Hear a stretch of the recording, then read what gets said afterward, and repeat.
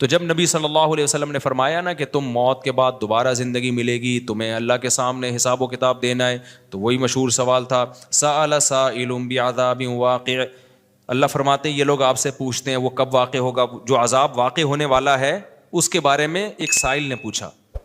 اللہ فرماتے ہیں واقع کب ہوگا یہ تو میں نہیں بتاؤں گا, میرا اصول ہی نہیں ہے کہ میں قیامت کا علم بتا دوں, لیکن اتنی بات ہے للکافرین لیس لہ دافع, جو بھی اللہ کا منکر ہے, اللہ کو نہیں مانتا, اللہ کے حکام کو فالو نہیں کرتا, جب وہ عذاب آئے گا تو دنیا کی کوئی طاقت اس عذاب سے ان کو بچا نہیں سکے گی.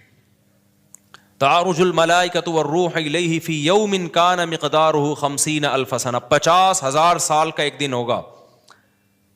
کہیں 1,000 سال اللہ نے ذکر کیا میدان حشر کے بارے میں, کہیں 50,000 سال. تو علماء نے بیان کیا یہ لوگوں کے حالات کے حساب سے ہوگا.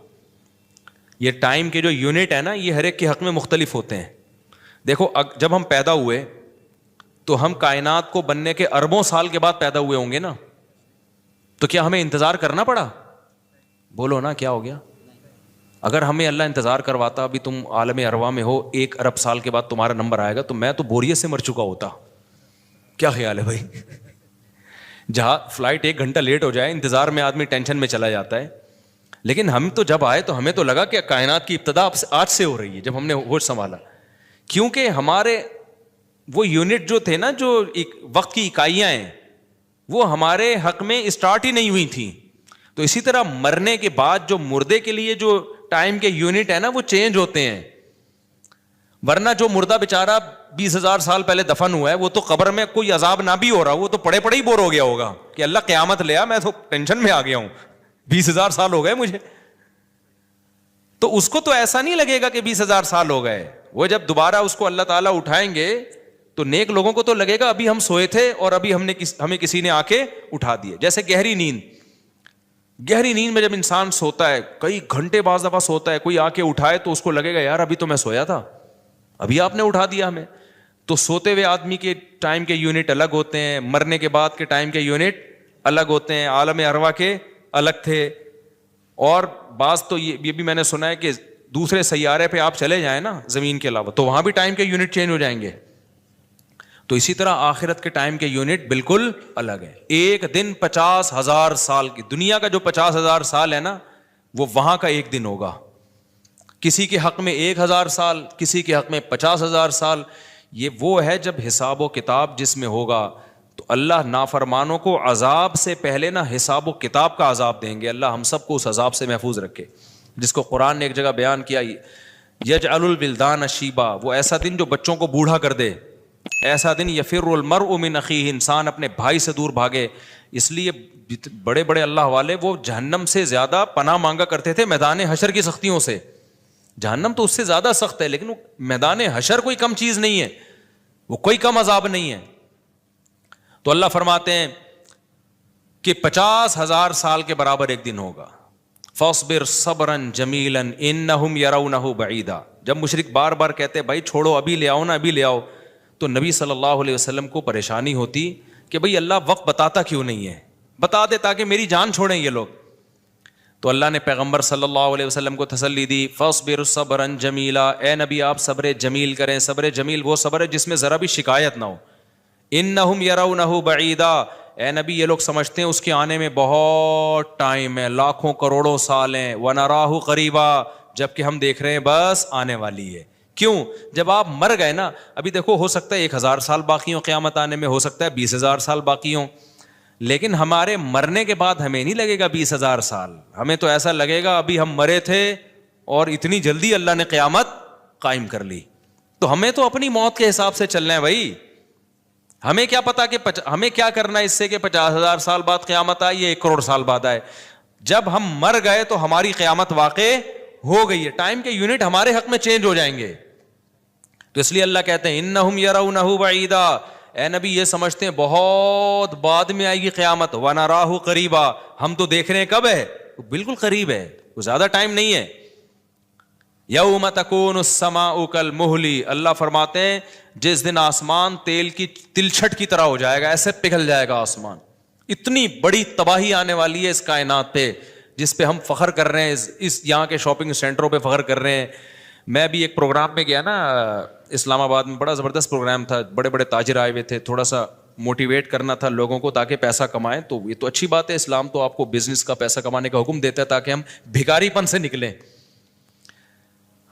بھکاری پن کو تو پسند نہیں کیا گیا نا, ایک شخص بھیک مانگتا ہے, نبی نے اس کو پسند نہیں کیا, تو پوری قوم پورا کنٹری بھکاری بن کے IMF کے سامنے کشکول لے کے کھڑا ہوا ہو, تو ہمارے نبی اس کو پسند کریں گے کہ کوئی مسلمان قوم ہو اور قومی سطح پہ بھکاری بن چکی ہو؟ تو یہ علماء کی ذمہ داری ہے لوگوں کو پیسہ کمانے کی ترغیب دیں, بزنس کی طرف لے کر آئیں, یہ مذہبی ذمہ داری ہے. تو میرا اس میں کوئی کمیشن نہیں تھا, میں گیا, میں نے تقریر کی, لیکن ایک چیز کا مجھے اندازہ ہوا کہ یار ایک چیز یہاں پیدا ہو رہی ہے, پیسہ کمانے کے ساتھ پیسے کی محبت بھی آ رہی ہے. تو مجھے خیال ہوا میں اپنی اسپیچ میں ایک بات کہوں کہ آپ یہاں آئے ہیں, سارے ارب پتی کروڑ پتی تاجر ہیں, سب اپنے اپنے تجربے شیئر کر رہے ہیں کہ میں یہ کرتا تھا, آج میں نے اتنے روپے کما لیے, میں یہ کرتا, تاکہ لوگوں کو موٹیویشن ملے. اچھی بات ہے, بہت اچھا پروگرام تھا. تو مجھے خیال ہوا کہ ایک بات میں کہوں کہ ضرور, لیکن ایک چکر نا ہفتے میں ایک دفعہ قبرستان کا ضرور لگایا کرو, تاکہ نیتیں ٹھیک ہو جائیں پیسہ کمانے سے. ایسا نہ ہو یہ پیسہ قارون بنا دے آپ کو. تو ایک دفعہ ایسا کیا کرو, جیسے یہ پروگرام ہو رہا ہے بڑا زبردست, لوگ آ رہے ہیں, ایوارڈ مل رہے ہیں, اور تو یہاں سے نکل کے, لیکن میں نے کہا نہیں, میں نے کہا یہ ان کے مینٹل لیول سے نا اوپر کی چیز, ہر چیز ہر جگہ کہنے کی نہیں ہوتی. یہ کہیں گے مفتی صاحب رنگ میں بھنگ ڈال کے چلے گئے, اچھا بھلا ہم دیکھ رہے تھے اتنے کروڑ پتی لوگوں کو سن کے ہمیں بھی خواب آ رہے تھے کل ہمارے پاس لینڈ کروزر ہوگی, 4 شادیاں ہوں گی, اور پیسہ ہوگا زبردست, یہاں جائیں گے وہاں جائیں گے. یہ مولوی نے آ کے یہاں بھی کیا کر دیا, قبرستان کی باتیں شروع کر دیں. تو وہ مناسب نہیں تھا, لیکن دل چاہ رہا تھا کہ میں ان سے کہوں اگلا پروگرام وہ بول دوں گا کہ بہت زبردست پیسہ کمائیں, ایک دفعہ جا کے قبر میں جو آپ سے پہلا کما کے چلے گئے ہیں نا پہلے کما کے, یہ یوٹیوبرس تو یہاں آ رہے ہیں اپنا ایکسپیرینس شیئر کر رہے ہیں, میں ایسا کانٹینٹ بناتا ہوں اور میں ایسے محنت کرتا ہوں. اچھی بات ہے, مجھے بڑی خوشی ہو رہی تھی, تھوڑی سی امیدیں ہوئیں کہ شاید پاکستان اب شاید اچھی سمت میں جانا شروع ہو جائے. تو مجھے ان پہ وہ کوئی نہیں, وہ تو بہت اچھا کر رہے تھے, بلکہ یہ تو ایک ظرف کے بڑے ہونے کی بات ہے کہ آپ بتائیں کہ میں نے پیسہ ایسا کمایا, ورنہ لوگ بتاتے کہاں ہیں. مجھے ان یوٹیوبرز میں خوشی ہو رہی تھی, وہ بتا رہے تھے ہم نے یہ کانٹینٹ بنایا, ہم نے ایسے چینل بنایا, اتنے پیسے کمائے. تو اچھی بات ہے, شیئر کرو یار تاکہ لوگوں کی غربت ختم ہو, وہ بھی کریں یہ کام. لیکن ساتھ ساتھ ایک بات, یہ پیسہ آپ کو سلیمان علیہ السلام جیسا بھی بنا سکتا ہے, اور قارون اور فرعون جیسا بھی, ابو بکر عثمان جیسا بھی بنا سکتا ہے, اور ابو جہل جیسا بھی بنا سکتا ہے. کیا خیال ہے, یہ سارے پیسے والے لوگ تھے نا. تو آپ پیسہ کما کے سلیمان علیہ السلام جیسے شکر گزار بن جاؤ, عثمان ابن عفان جیسے غنی بن جاؤ, عبد الرحمن بن عوف جیسے بن جاؤ. اس کے لیے ضروری ہے کہ ہفتے میں ایک دفعہ قبرستان کا وزٹ اپنے خرچے پہ کر لیا کریں, اور ایسے ہی نہیں گزرتے ہوئے, وہاں جا کے کھڑے ہو کے قبروں پہ دیکھا کریں کہ میں جتنا بھی بڑا بن جاؤں, میرے یوٹیوب پہ چینل پہ 10 ملین بھی سبسکرائبر آ جائیں, لیٹنا میں نے کہاں ہے تھوڑے دنوں میں جا کے بھائی اس قبر کے اندر. لہذا اس پیسے سے میں اس قبر کی تیاری کر لوں تو فائدہ ہے, اور اگر یہ لینڈ کروزر ہی میرا مقصد ہے اور میرا مقصد عیاشی ہی ہے اور شو مارنا ہی ہے, تو بھائی پھر یہ تو قارون نے آپ سے زیادہ کما لیا, ان خزانوں کے ساتھ ہی زمین میں دھسا ہے. وہ سمجھتے ہو کہ نہیں سمجھتے ہو, تو تھوڑا سا کبھی کبھار جب بڑے بڑے پروگراموں میں جایا کرو تو تھوڑا سا قبرستان میں, ہمیں تو اللہ نے سہولت دی ہے, بہت خطرناک قبرستان ہے یہ جو ہے نا, کیونکہ گورنمنٹ نے لائٹیں کہیں بھی نہیں لگائیں, تو یہاں تو 2-4 لائٹیں تھیں, چرسیوں نے چوری کر لی. اب اندھیرا ہوتا ہے اس میں, اس سے بڑا فائدہ ہوتا ہے.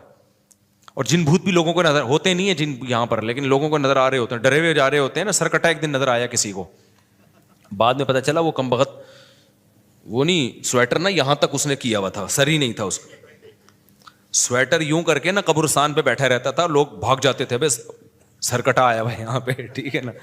تو آپ یہ جو ہمیں اللہ نے بڑی سہولت دی ہے, کبھی کبھار ایسا کیا کرو, یہاں چلے جاؤ. رات کے وقت جاؤ گے تو جیسے آپ نے انرجی اپنی خرچ کرنی ہے نا, تو کہتے ہیں ڈاکٹر 1 گھنٹے کی واکنگ سے 15 منٹ کی جاگنگ بہتر ہے. 15 منٹ کی جاگنگ میں اتنی انرجی لگ جائے گی جو 1 گھنٹے کی واکنگ میں نہیں ہوگی. تو دن میں قبرستان 100 دفعہ جانے سے بہتر ہے رات میں 2:30 بجے 1 دفعہ چلے جاؤ. بس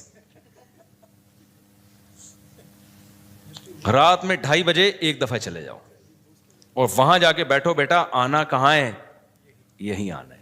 اور یہ جو لیٹے ہوئے ہیں نا, یہ سارے غریب نہیں تھے, ٹھیک ہے نا. ان میں بہت سارے کروڑ پتی تھے, ارب پتی تھے, 4 شادیوں والے بھی تھے, 1 والی بھی تھے, اور بچوں والے بھی تھے, بغیر بچوں والے بھی تھے, جوان بھی تھے, بڈھے بھی تھے, 30 سال کے بھی تھے, 15 سال کے بھی تھے, 6 مہینے کے بچے بھی تھے. کیا نظر آ رہے ہوں گے, خبریں جا کے دیکھو. کل ہوس اس طرح سے ترغیب دیتی تھی مجھے. وہ ایک شاعر نے بڑا شعر کہا ہے کہ مجھے ہوس جو ہے نا وہ ترغیب دیتی تھی. ہوس نہیں ہوتی پیسوں کی دولت کی کہ یہ سکندر ہے, ہاں وہ کہ جو ہے نا, مجھے پورا شعر یاد نہیں, 20 سال ہو گئے سنے ہوئے اس کو. اس کا خلاصہ بتا رہا ہوں کہ ہوس مجھے ترغیب دیتی تھی کہ بھائی پیسہ کماؤ, پھر یہ عیاشی اور اتنی عزت اور ایسا کچھ ہوگا اور بڑے مزے ہوں گے نا, اور نائٹ کلب جائیں گے, شرابیں پئیں گے اور یہ کچھ کریں گے. کہہ رہے ہیں ایک دن کیا ہوا, مجھے جو ہے قبرستان سے میرا گزرنا ہوا. تو مجھے جو ہے نا میری ہوس نے جو ہے نا مجھے 2-4 قبریں دکھائیں اور کہا یہ سکندر ہے, یہ دارا ہے, یہ کیکاؤس ہے. یہ سکندر اعظم کی قبر ہے, لاکھوں باندیاں تھیں اس کے پاس. آپ تو 2-4 گرل فرینڈ پہ فخر کر رہے ہو, گرل فرینڈ نہیں, لاکھوں باندیاں. گرل فرینڈ آپ کے تابع نہیں ہوتی, باندی تو جیسے آپ بولو گے بھائی جو کام آپ اس کے ذمہ لگاؤ گے وہ بھاگ نہیں سکتی, نوکر ہے آپ کی. تو اتنی بڑی بڑی دنیا انہوں نے روئے زمین پہ حکومتیں کی ہیں. آج قبروں کے اندر یہ دارا ہے, یہ کیکاؤس ہے, یہ سکندر اعظم ہے. بڑے بڑے بادشاہوں کی قبریں آپ کو نظر آئیں گی پڑے ہوئے اندر. اب نئے زمانے میں شعر کو ہم یوں چینج کر دیں گے, یہ 10 ملین والا ہے سبسکرائبر تھے, یہ 20 ملین والا, یہ 50 ملین والا. ایک ایک کلپ بعض ایسے مشہور ہو جاتے ہیں, کھجا بھی رہے ہوں گے نا, بس یہ اپنی کھجانے کی ویڈیو ڈال دیں یوٹیوب پہ, لاکھوں روپے کما لیتے ہیں بیٹھے بیٹھے. وہ بعض ایسے مشہور ہو گئے, کچھ بھی نہیں کرے نا, بس وہ کہے کہ ناڑا باندھتے ہوئے دکھا دیں, میں ناڑا باندھ رہا ہوں, میں ناڑا ایسے ٹائٹ کرتا ہوں, زار بند ایسے ٹائٹ کرتا. اتنے مشہور ہو گئے ہیں وہ, بس لوگ دیکھنا چاہتے ہیں. لوگ پتہ نہیں کیا ہو گیا ابھی. اللہ یار, وقار زکا نے کل ایک بڑی اچھی ویڈیو وائرل کی ہے یوٹیوبرز کے بارے میں, کہ اب میں وہ یوٹیوبرز کی وہ ویڈیو پہ جو اس نے کمنٹس کیا وہ تو نہیں بتاؤں گا کیونکہ اس پہ وہ اس کا نام لینا کسی کا ٹھیک نہیں ہے. اس نے کہا یار یہ عجیب ولاگر عجیب ٹائپ کے آ رہے ہیں, کچھ بھی کر لو, کچھ بھی کر لو, ملینز ایک ایک دن میں 1-1 ملین ان کے ویورز ہو جاتے ہیں. تو انہوں نے کہا یہ ان ولاگرز کا قصور نہیں, یہ قوم کا قصور ہے. اس نے بڑی اچھی بات کی, اس نے کہا یہ قوم کدھر کو جا رہی ہے بھائی, واش روم میں بیٹھا ہوا بندہ دکھا رہا ہے, دیکھیں آدھا اوپر والا دکھا رہا ہے. میں کہتا ہوں اگر وہ نیچے والا پورشن دکھا دے نا, یوٹیوب چینل بند کر دے گا, بولے گا بھائی اتنے سبسکرائبر اتنا کراؤڈ ہم برداشت نہیں کر سکتے, ڈی مانیٹائز کر دے گا یار. کہے گا بھائی یہ ہمارے بس میں اب. تو لوگوں کی نیچر دیکھو یار, کچھ بھی جو مشہور ہو جاتے ہیں, ایک دفعہ مشہور ہو گئے نا, بس اب کچھ بھی کریں گے. گالی دے رہے ہیں, وہ ویڈیو آ گئی, کھجا رہے ہیں, لوگ دیکھ رہے ہیں کیسے کھجاتے ہیں یہ. تو لوگ عجیب ہیں. بہرحال جو ہو رہا ہے میں تو مارکیٹ میں وہی بتاؤں گا نا آپ کو. تو اب جو سوشل میڈیا سے وابستہ لوگ ہیں جن کے ٹک ٹاک پہ چینل, یوٹیوب پہ چینل, ان کے یہاں کامیابی کیا ہے, 4 ملین ہو گئے, 10 ملین ہو گئے, 50 ملین ہو گئے. تو ایک ویڈیو اتنی محنت سے بناتا ہے, 4 آدمی تجھے ملتے نہیں ہیں, اور میں کھجاتا بھی ہوں نا سر کو, تو اتنے ویورز آ جاتے ہیں. تو کل یہ شعر چینج ہوگا, یہ سکندر ہے, یہ دارا ہے قبروں میں نا, تو کہیں گے یہ 10 ملین والا ہے, یہ 20 ملین والا. یہ ناڑا باندھتے ہوئے ایک دفعہ ویڈیو ڈالی تھی اس نے, اور 20 ملین ایسے ہو گئے تھے. تو یہ سب آئے گا مارکیٹ میں. تو اس لیے میرا دل چاہتا ہے کہ میں ان لوگوں سے, میرا اس پروگرام میں دل چاہ رہا تھا ایک دفعہ بولوں کہ آپ تمام حضرات سے گزارش ہے, بہت اچھا پروگرام ہے, اور اللہ کرے اور پیسہ آئے اور یہ لوگ اپنے تجربوں کو شیئر کریں, لیکن کائنڈلی تھوڑا سا قبرستان بھی, ہمارے نبی نے پیسہ کمانے کی ترغیب دی ہے, ساتھ ساتھ قبرستان جانے کی بھی ترغیب دی ہے. صحیح بخاری کی حدیث ہے, کنت نہیتکم عن زیارت القبور فزوروها فانها تذکر الاخرہ. نبی نے فرمایا میں نے تمہیں قبرستان جانے سے منع کیا تھا کیونکہ بدعتیں ہو رہی تھیں, شرک پھیل رہا تھا, لیکن اب توحید قائم ہو گئی ہے, شرک کا خطرہ ختم ہو گیا. فرمایا فزوروها, قبرستان جایا کرو, کیونکہ اس سے آخرت یاد رہتی ہے انسان کو, اپنی اوقات میں رہتا ہے, اپنی اوقات سے باہر نکلنے کی کوشش نہیں کرتا. تو اللہ میاں بھی فرما رہے ہیں تم اس کو بہت دور سمجھ رہے ہو, ہم سمجھ رہے ہیں بہت قریب ہے. اور یہ جتنی رنگینیاں اس کائنات کی نظر آ رہی ہیں نا, یہ سب ٹوٹ پھوٹ کے مٹی ہونے والی ہیں, برابر ہونے والی ہیں. تو یوم تکون السماء کالمہل وتکون الجبال کالعہن. اتنے بڑے بڑے پہاڑ اللہ کہتے ہیں روئی کی گالوں کی طرح اڑیں گے.